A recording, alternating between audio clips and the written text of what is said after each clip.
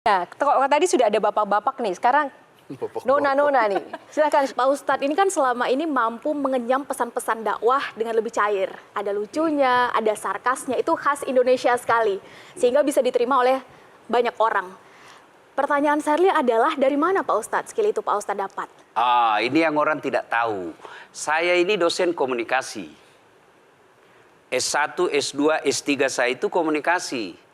Di dalam ilmu komunikasi ada disebut komunikasi persuasif.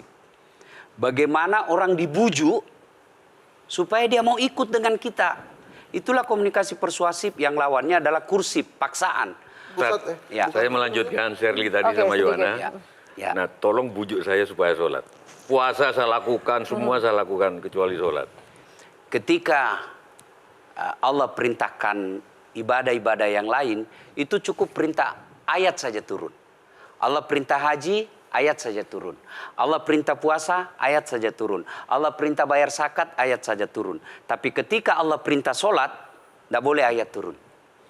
Nabi dijemput oleh 2 malaikat, kemudian diajak naik, ketemu dengan Allah untuk menerima perintah ini. Kenapa? Karena perintah ini sangat penting. Mas, saya boleh dagang, bayar zakat sambil nyanyi. Saya boleh haji sambil nyanyi. Tawaf, labbaik Allahumma labbaik, labbaik la syarika laka labbaik. Boleh. Ya, saya bayar zakat boleh sambil nyanyi. Begadang jangan begadang. Kenapa? Salat tak boleh. Allahu Akbar. Darah muda, darahnya pada batal salat saya. Kenapa? Inilah puncak penghambaan kepada Allah. Jadi puncak penghambaan kalau saya meraku hamba, sholat. Yang paling mulia dalam tubuh kita, kepala. Adik-adik bercanda dipukul pantatmu masih senyum. Dorong dadamu masih senyum. Tapi jangan bercanda pukul kepalamu. Tak, kau pukul kepala saya pasti saya marah. Kenapa? Harga diri di sini. Tapi ketika kita sholat, anggota tubuh yang paling mulia, kepala, rendahkan seperti kakimu. kita akan masuk ke next box. Ini penting. Kalau saya sudah mulai ini. Oke. Ya, karena kalau ketika saya mau sholat, saya melihat banyak koruptor sholat. Ya. Saya melihat banyak orang sholat yang kalau saya ajak ngomong main HP, nggak punya adab. Yang paling enak memang sholat tidak korupsi. Yang paling nyaman memang, paling ideal sholat jujur. Tapi wala talbisul haqqa bil batil, kata Allah. Allah tidak mencampurkan antara hak dan batil. Sholatmu beda, puasamu beda, maksiatmu beda. Itulah sehingga Allah hadirkan 2 malaikat. Rakit dan atid. Mencatat yang baik di baik, yang salah salah. Tapi ini setan kan tidak membiarkan itu. Maka setan masuk. Nah, dia sholat tapi dia korup. Tapi Allah Maha Adil. Maka ditimbanglah nanti. Mana yang lebih banyak, kebaikanmu atau keburukanmu. Kalau dia baik amalnya, tapi tidak ada sholatnya, sia-sia. Kenapa? Passwordnya kebaikan itu, kuncinya itu adalah sholat. Ustadz ketika naik haji, naik pesawat. Pesawat itu mungkin dibikin orang yang nggak sholat. Iya, betul. Terus gimana dong? Nah, kursi itu mungkin dibikin orang yang nggak sholat. Iya, betul. Terus? Nah, bagi orang yang tidak sholat itu, Allah nanti perlihatkan amalnya. Yang ciptakan listrik ini luar biasa amalnya. Iya. Saya bisa dakwah karena ada mic. Iya. Dan mic itu dari orang non-muslim yang ciptakan. Maka Allah nanti pamerkan. Ini kau punya amal.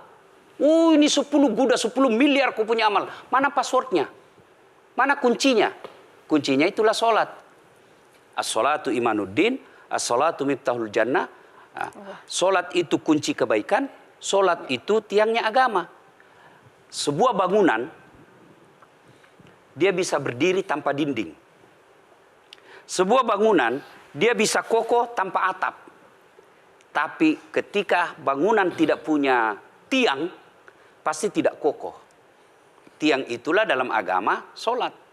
Dia tidak husuk, tidak ada urusan. Allah tidak hitung kamu husuk atau tidak. Kamu datang deh sujud sama saya. Ya. Sudah sholat, idealnya dia bersih. Karena tidak mungkin sholat kalau dia tidak wudhu. Tapi kok ada orang sholat tapi jorok. Buang sampah sembarangan. Itulah keberhasilan setan menggoda kita. Itulah sebabnya kita minta perlindungan kepada Allah. Kenapa ketika melontar 3 jumroh? Orang haji kan melempar 3 jumroh. Satu tiang 7 batu. Kenapa tidak dikumpul saja itu, satu kali lempar, tak, tak, tak. Kenapa? Kenapa mesti 3 hari dan kenapa mesti 3 titik? Itu pesan moralnya, melawan setan itu perlu napas panjang. Dengar azan, jangan pikir setan, dia tebar itu. Tidak usah kau sholat, nanti kau tua. Anggaplah pergi sholat, setan menyerah, tidak. Buru-buru kamu, buru-buru. Akhirnya apa? Wudhu tidak sempurna. Anggaplah Anda wudhu dengan sempurna. Setan menyerah, tidak. Masuk masjid. Tidak usah sholat sunnah, tidak usah sholat sunnah. Prinsipnya setan, kalau dia tidak bisa dikalah, jangan untung. Nah, gimana Mbak Teja? Udah teryakin kan? Oke. Jelajahi cara baru mendapatkan informasi. Download Metro TV Extend sekarang.